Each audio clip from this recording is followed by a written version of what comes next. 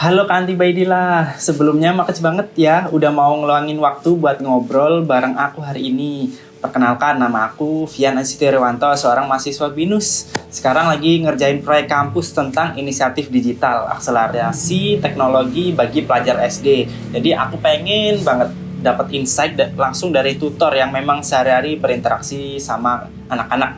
Nah, Kak Anti Baidillah kan udah berpengalaman nih ngajar anak-anak SD, terutama dalam memanfaatkan teknologi itu sendiri buat proses belajar. Jadi pas banget sama topik kita saat ini. Oke, Kak Anti Baidillah, makasih banyak udah hadir. Boleh sedikit perkenalan dulu ke teman-teman? Boleh dong. Halo semua, aku Anti Baidillah. Saat ini aku mengajar di Bimbel Diamond Education. Aku memang fokus ngajar anak-anak SD dan lumayan sering pakai teknologi buat bantu belajar. Kayak pakai aplikasi edukasi, kuis online, dan lain-lain. Seneng deh bisa sharing di sini. Wah, keren. Boleh cerita dikit nggak, Kak? Biasanya di kelas bimbel kakak, anak-anak tuh akrab belum sih sama yang namanya teknologi? Misal pakai tablet, aplikasi belajar, atau penggunaan internet itu sendiri.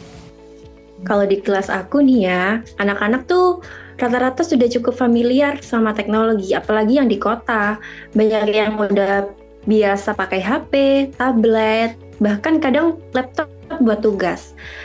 Tapi memang mereka lebih sering pakainya buat main game sih atau nonton YouTube dibanding buat belajar. Oh, jadi anak-anak udah pada terbiasa ya menggunakan device. Kalau dari pengalaman kakak nih, teknologi itu lebih banyak nggak sih bantu mereka belajar atau malah bikin mereka terdistraksi sih? Kalau menurut aku, teknologi itu sangat ngebantu banget, asalkan dipandu dengan benar. Misalnya nih, waktu ngajarin matematika dasar, aku sering pakai aplikasi edukasi kayak Kahoot buat kuis. Anak-anak jadi lebih semangat dan ngerti konsepnya lebih cepat. Memang ada juga sih distraksinya, kayak mereka jadi pengen buka game. Biasanya aku atasi dengan kasih aturan di awal. Misal, kita pakai device buat belajar dulu ya, nanti ada reward buat main.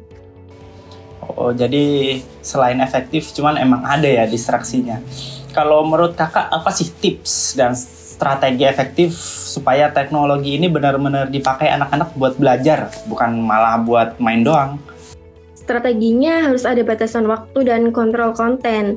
Terus caranya juga dibuat interaktif dan fun. Misalnya, aku ajak mereka ikut kuis online bareng. Dan jadi nggak pasif cuma nonton aja gitu. Hmm. Nah, kalau dari sisi misal pendampingan seperti orang tua, menurut kakak seberapa penting peran guru dan orang tua dalam ngarahin anak itu pakai teknologi dengan bijak? Peran guru dan orang tua itu penting banget ya. Kadang tuh di kelas aku kadang tuh di kelas aku kasih tahu anak-anak tentang aturan internet yang sehat. Terus aku share juga ke orang tuanya supaya di rumah mereka ngelanjutin gitu loh. Jadi nggak cuma pas belajar aja, tapi juga di luar jam bimbel gitu. Kalau gitu tantangannya apa nih kalau terkait pendampingan? Tantangannya itu beda persepsi ya. Ada orang tua yang merasa anaknya asal pakai teknologi itu udah bagus, padahal harus diajarin juga kan soal etika digital dan cara milih konten positif. Nah, setuju sih Kak. Emang di era digital ini emang harus pinter banget milih konten yang positif bagi orang tua ke anaknya. Oke, kalau gitu boleh spill dikit Kak, ada aplikasi edukasi atau tools favorit yang sering kakak pakai buat ngajarin anak yang seru tapi efektif? Aku biasanya pakai 4 aplikasi sih. Yang pertama itu aku pakai Kahoot. Kahoot ini tuh platform kuis berbasis game yang membuat sesi belajar jadi interaktif dan menyenangkan. Alasannya anak-anak tuh suka banget kompetisi sehat. Dengan Kahoot, mereka merasa seperti main game padahal sebenarnya ya sedang belajar. Contoh penggunaannya itu saya membuat soal tentang matematika dasar seperti penjumlahan dan perkalian, anak-anak menjawab lewat gadget mereka, kemudian skor langsung ditampilkan, jadi ada semangat untuk belajar dan berkompetisi sehat. Kedua itu ada kelas dojo. Nah, kalau kelas dojo ini aplikasi manajemen kelas digital yang membantu memonitori perilaku siswa, memberikan reward, dan komunikasi dengan orang tua. Kenapa sih aplikasi ini bagus? Karena anak-anak SD itu perlu motivasi visual di kelas dojo. Mereka bisa melihat avatar mereka berkembang kalau mereka melakukan hal positif seperti mengerjakan tugas tepat waktu. Contoh penggunaannya yaitu saya memberikan poin untuk kehadiran, tugas selesai, kerja sama tim, dan orang tua juga bisa lihat perkembangan anak mereka lewat aplikasi ini. Yang ketiga, aplikasinya itu Scratch by MIT. Nah, selanjutnya Scratch ini tuh platform pengenalan coding sederhana untuk anak-anak lewat konsep drag and drop. Di zaman sekarang, belajar coding cukup penting buat masalah logika dan kreativitas. Scratch ini bikin konsep coding jadi mainan. Anak bisa main game sederhana, bisa bikin game sederhana, cerita animasi, atau proyek interaktif. Contoh penggunaannya yaitu saya ajarkan anak-anak buat animasi cerita pendek, pilih karakter, kasih perintah bergerak, berbicara, berpindah scene. Anak bisa belajar coding dasar tanpa merasa belajar.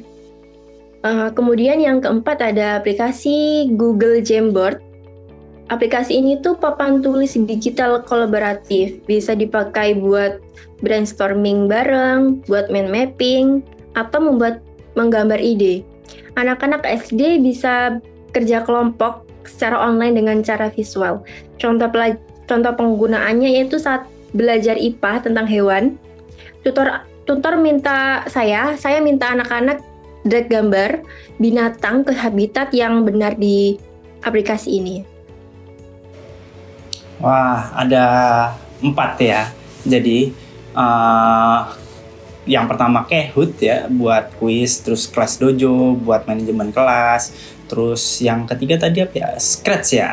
Scratch itu buat aplikasi pengenalan coding. Oke, kalau Google Jamboard ini baru tahu sih, emang kayaknya bagus sih papan tulis digital. Oke, menarik sih Kak. Dari proyek aku nih, kami nemu salah satu tantangan itu kadang kayak infrastrukturnya kurang mendukung, kayak internet misal lemot, device minim. Kakak pernah nggak sih ngalamin hal kayak gitu? Biasanya solusinya apa? Pernah sih. Kadang tuh internet lemot banget, sampai akhirnya aku akalin pakai offline mode. Jadi materi tetap disiapin, game edukasinya offline, atau pakai file PDF interaktif, dan aku juga ngajarin basic teknologi tanpa internet, kayak ngelatih anak-anak pakai aplikasi sederhana yang nggak perlu online. Ya. Emang kalau masalah offline nih sulit sih ya. Emang harusnya infrastruktur itu dibenahin lah kalau emang pengen digitalisasi itu jalan memang. Oke Kak, kalau gitu satu lagi nih. Kalau seandainya kita buat program inisiatif digital, nah yang sedang saya kembangkan sekarang, untuk bantu anak-anak SD melek teknologi, Kakak ada pesan atau saran khusus nggak supaya program ini beneran efektif? Menurut aku ya, program inisiatif digital ini tuh bagus banget loh. Saran aku bikin kontennya sederhana. Terus ada visual dan interaktifnya. Terus ada training kecil-kecilan buat guru dan orang tua. Biar semua ngerti dan dukung bareng. Terus jangan lupa ajarin juga soal etika berinternet sama literasi digital. Supaya anak-anak gak cuma pintar pakai teknologi aja, tapi juga pintar bersikap. Wah, makasih banget nih Kak, tips dan insight-nya keren-keren banget. Semoga apa yang Kakak bisa bantu buat proyek aku, dan pastinya buat anak-anak makin jago dan bijak pakai teknologi itu sendiri. Oke, makasih ya Kak. Bye-bye. Bye-bye.